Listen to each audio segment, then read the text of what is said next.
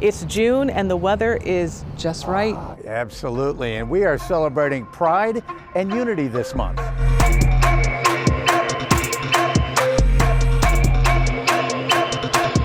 I'm Claudine Ewing. And I'm Pete Gallivan. As Pete mentioned, this is June. It's all about festivals from Pride to Juneteenth.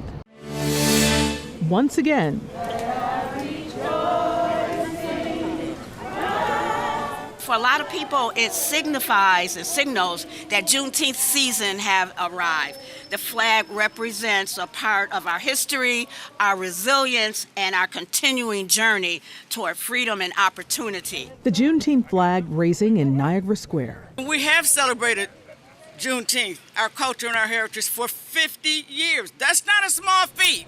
Honoring the past, serving the present, inspiring the future. As we're celebrating 50 years in this country, and we're celebrating Juneteenth and then 250th year of our birthday in America, right now what's going on in this country, a lot of our history is trying to get erased. And as a Black woman in leadership, it not only bothers me, but I want to make sure that people are starting to fight for the rights and equality, and most importantly for equity and opportunity in our country. Recognizing Juneteenth shows commitment to diversity. Juneteenth reminds us that laws can change overnight, but justice often takes time, much longer to arrive. This year, I'm excited about, one, elders who never dreamed of how large Buffalo's Juneteenth would be are alive to see it.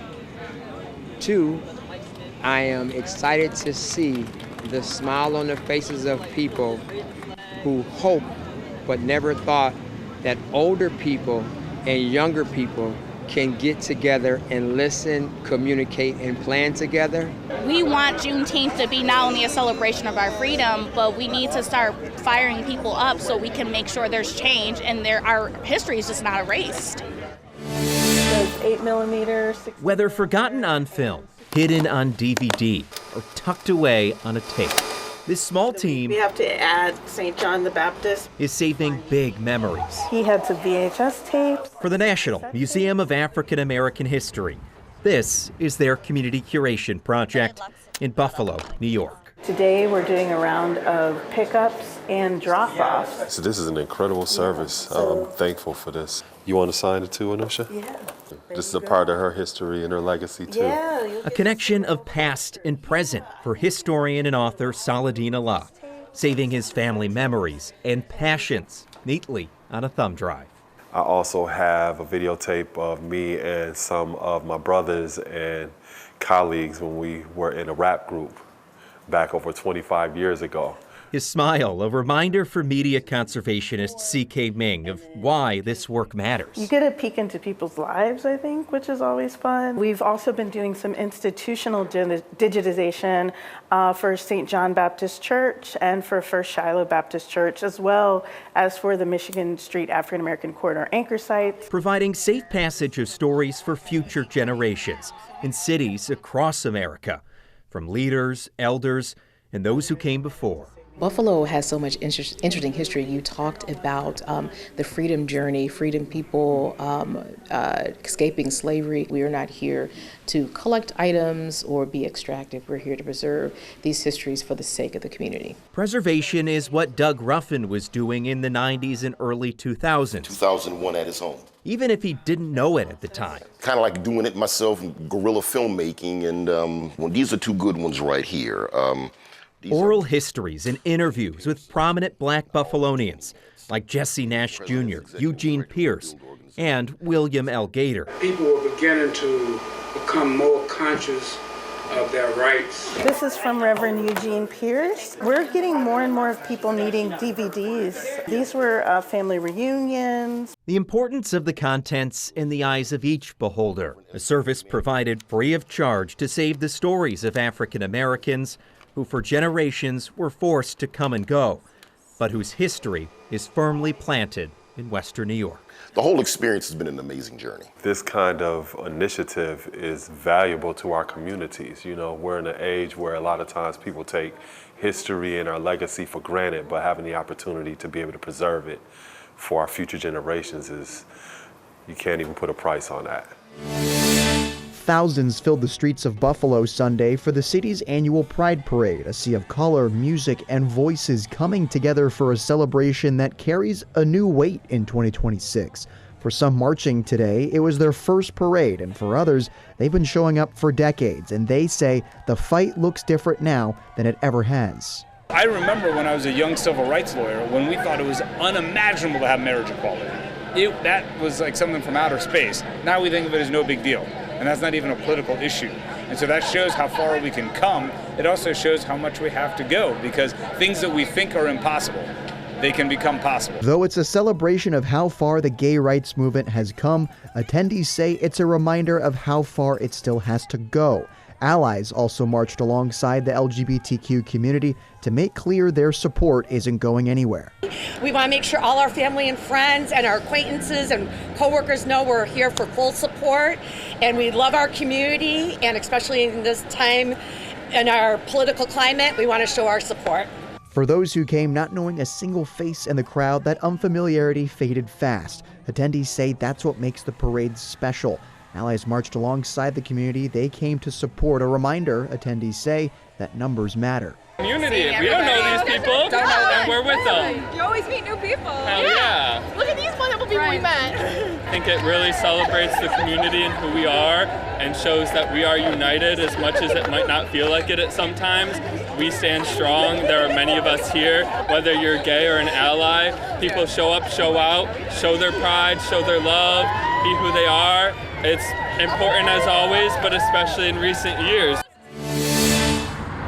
Near the corner of North Park Ave and Hurdle Ave sits M&M's Books. We were a pop-up for a while, and we were kind of growing slowly, and then we just kind of happened to see that this store was for rent and gave it a shot. We didn't think we would be here so soon, and it feels very much like we are here solely because of the people around us and the community around us. Owners Emily Graham and Emma Hayes have always had a passion for reading.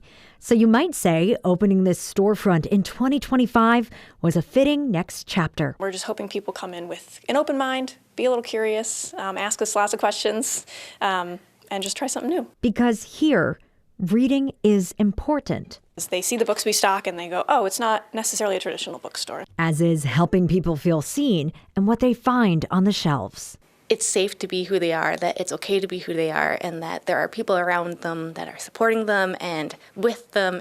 Look around and you'll find a wide variety of genres, including stories highlighting LGBTQIA+, Indigenous, and women authors and perspectives. Something as small as a book might seem so mundane or so little to be so concerned about diversifying and showing up and showcasing these types of titles and authors, but it's the little things that kind of make a person, and it's the little things that make a community. Community. It's something Graham and Hayes show up for and support. A portion of their monthly proceeds goes to organizations and charities supporting LGBTQIA+ women and Indigenous communities. There's so many exciting things happening during Pride, but we also wanted to kind of keep that going year-round. So, in the books we stock, in the events we do, in the charities we support, in the kind of community we want to build. Because a lot of times, that was one of the reasons that we wanted to start this bookstore, was that we would go around to a lot of bookstores, and especially once Pride Month is over, all the queer books get kind of shelved to the back of the store. And we wanted a place where everything was kind of front and center year round. So, because on the corner of Hurdle and North Park, M&M's Books is more than a bookstore. It's a place built on community, inclusivity, representation, and connection. It's everything I wanted growing up. It's everything I want as an adult. And I just hope that people feel the same way, that they feel safe and that they feel welcome, and that, they find themselves in the books that we have. Coming up next on Community, the leader of the Seneca Nation calls on the governor to make good on her promises. Stay with us on Community. You may recall it was just last year where the governor came to the Seneca Nation and apologized. It has been a year since she apologized and made several promises, and now the leader of the Seneca Nation says it's time to make good on those promises. Many have called it cultural genocide, a system of institutions where Indigenous children were sent to be stripped of their language and their heritage. There were 139 such schools in Canada, another 417 federally run schools in the United States, not to mention the missionary schools and the state-run facilities. One of those state-run schools was the Thomas Indian School on the Seneca Nation. The state spent a lot of money here to try to take away our language, to take away our culture, our heritage, and all of that. And I think today's world in 2026, they need to invest that same type of money here to restore our language and our culture in a way that can carry forward generations from now. Sanction ethnic cleansing is what was going here. Now, almost exactly a year after Governor Kathy Hochul visited the Cattaraugus Territory to formally apologize for the schools, little has been done since. If we lose our language, it's a part of our identity that we really can't replace. And I think we have to do everything that we can to restore that and to improve that and our ability to teach our young folks and older folks as well the language. Seneca Nation President J.C. Seneca is now calling for native language immersion schools to be funded by the state as a means of some sort of reparations. It did take away a sense of pride to our people, and I think restoring that ability to be able to speak the language, to know the language, to be able to, at some point down the road, to have conversation.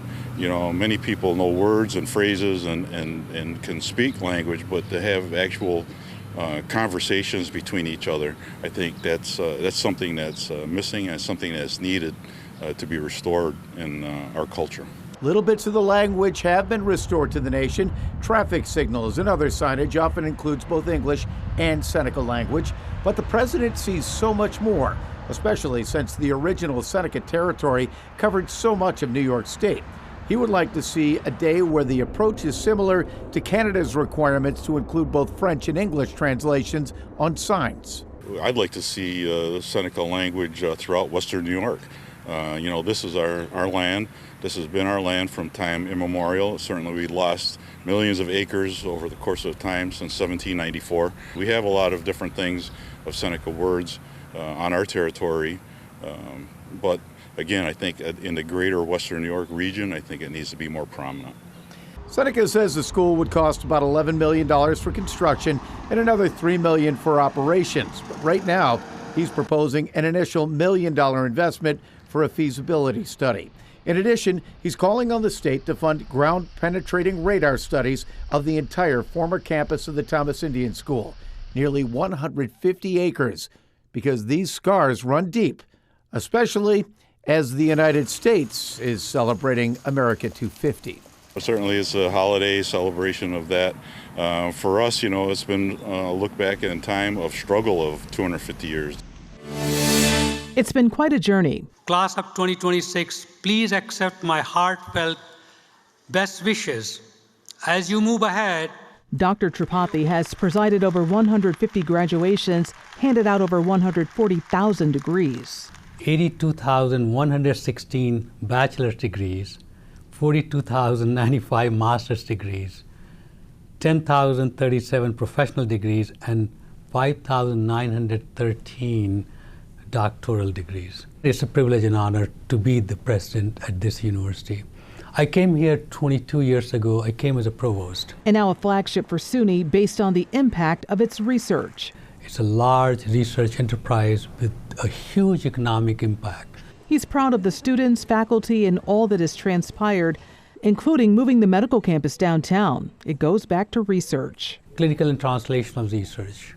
What we did during the pandemic, the mortality rate on the east side of Buffalo was no worse than anywhere in the country. In fact, was better than most of the other places because the relationship we had, the medical school had. There is the National Center for AI, which he says is for societal impact. They're looking at the problems where we have more than 4 million kids who have learning and speech deficiency.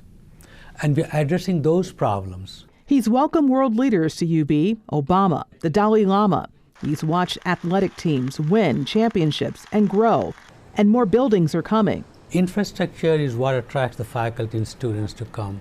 Tripathi is the first international-born UB president. And this is a place where you are really given the same opportunity and chance as everybody else. Is this a 24/7 job? It is, actually. advice for whoever comes to fill your shoes? This is a privilege and honor to be a president of such a university. Enjoy every day. The SUNY Board of Trustees appointed Dr. Caroline Attardo-Genco as the 16th president of the University at Buffalo. Dr. Genco currently serves as provost and senior vice president at Tufts University. The Buffalo native graduated from Buffalo Public School 81, Mount St. Mary Academy, and SUNY Fredonia. She will become the first woman to lead UB. Right after her appointment, we spoke about her vision. UB has really seen strong momentum in students, access, in research, and in the impact that the university has on the city of Buffalo and the region. However, there is so much more that we can do together as a community. There are so many things that I would like to continue to build on. In particular, I want to focus on student success in collaboration with our colleagues across the SUNY system to work to make sure that every single student who comes to UB has a sense of belonging, has the support that they need. Dr. Genco will officially start in August.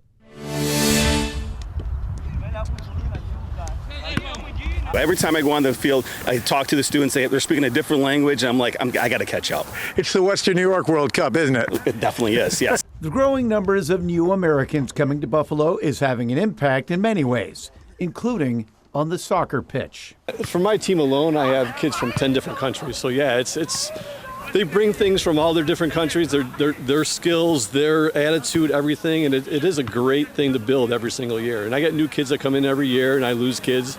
But it's great just to see that happen all through the whole season.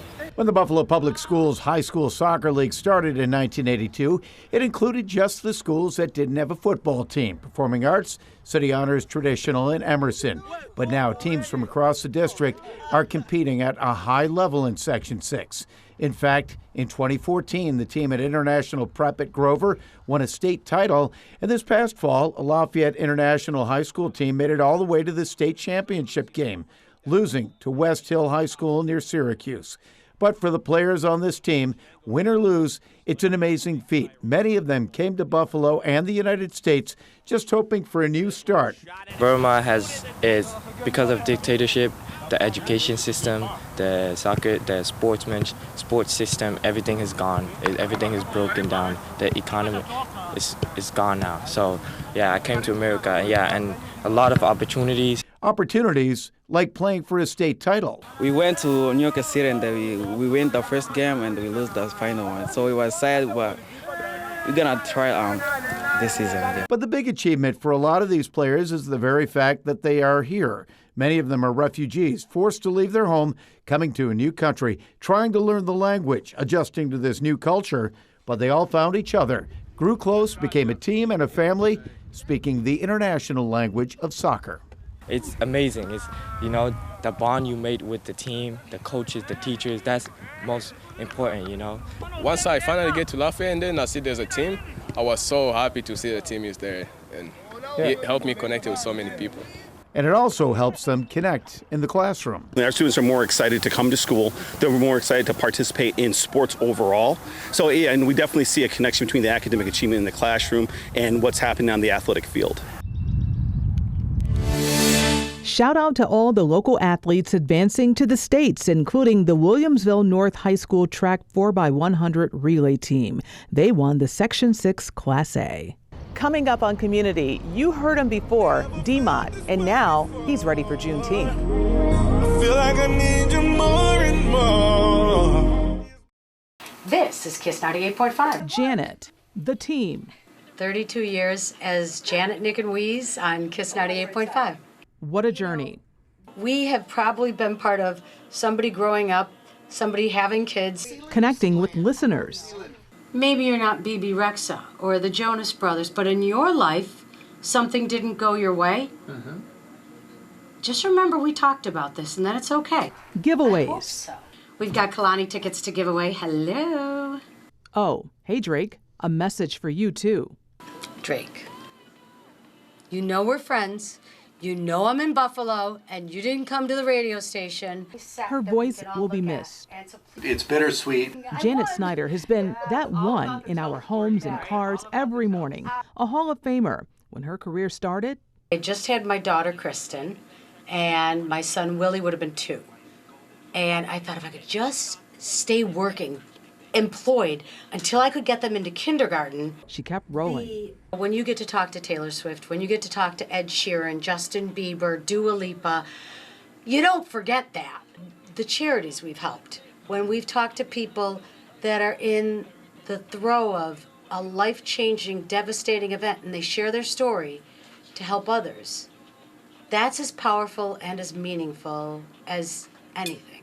She's believed to be the first female lead host of a Buffalo morning radio show. We have to celebrate women. Janet Snyder is Buffalo. You know what she wants? Lindy, the cup, Josh, the Super Bowl. That's all I want. A dream career. All the money you can make, one thing you can't buy is time. And so I think I want that time. Your husband wants that time. Yeah, he does. He wants his own personal morning show is what it comes down to. She'll throw out the first pitch with a message for you. Fight for this city and take care of each other and be kind. Never felt this way before. I feel like I need you more and more. Buffalo's own D-Mont performs around the country, but his hometown wants him home to perform at Juneteenth. It means everything to me. Buffalo is my headquarters. It will always be my headquarters. Singing in front of my family is something, if you know me, you know that I love singing in front of my loved ones and in my city. Sure, he's performed at other local festivals, but Juneteenth, well, this hits different. Juneteenth is so important to me. This is our culture, right? For us, by us. Matter of fact, we have one of the biggest Juneteenths in America. And so to get that call to perform and sing in front of my home city just means everything to me. He'll sing many of his original songs and other songs that you're bound to know. I love you, and I want you to love me back. A featured performer at the 50th annual Buffalo Juneteenth celebration brings back memories. My memories for Juneteenth are just amazing memories of being a kid, growing up, coming with my grandmother, grandfather, my parents, and my family. It was like a, Saturday morning of Juneteenth. You get up, you get ready, watch the parade. I'm thinking about times where I saw commUNITY perform over there. I saw some of the best artists in the world. Food, family, fun, drill team, best parade in the world. I'll never let you down, no, because I'll always be around, yeah. Savior, lover and provider. His goal is to leave festival goers and the audience with a message. By the time I feel like I'm done performing, I want somebody to say, hey man, that brother knows what Juneteenth is all about, and he knows what togetherness and love is. Nothing more to say, but listen, I feel empty when you're not with me. Music is Juneteenth. I think people come to dance. People come to get dressed to dance. People come to eat and dance. And a Buffalo-born singer and musician will be one of the Juneteenth stars. I feel favored to get the call to perform on Juneteenth, and especially at the main stage. As a drummer, I've performed at every stage, arts and culture, main stage, but it feels super special to be on the main stage of the Juneteenth Festival, 50th year with D-Mont singing. So I'm elated. Thank you so much for joining us on commUNITY. We had a lot going on. Oh, we certainly did. But that's summer, right? Every weekend's loaded, and we're going to have much more for you coming up next month. Talking a little 250 next month. Oh, yeah. Have a great day. Happy birthday, America.